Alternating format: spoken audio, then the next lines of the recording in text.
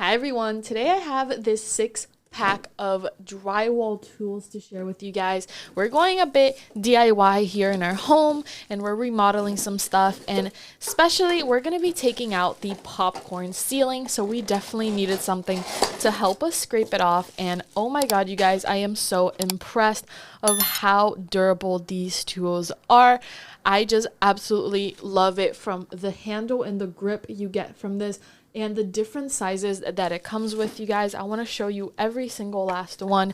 I really like this set. It is going to be incredible and I think we can pull it off. Me and my mom are planning to remove all the popcorn ceiling from our home, just me and her, and it's definitely not going to be easy, but WORKPRO is here for us. I really like all of their tools. They are so innovative, and especially this last one I'm going to show you guys. This is going to make our cleanup time so much easier.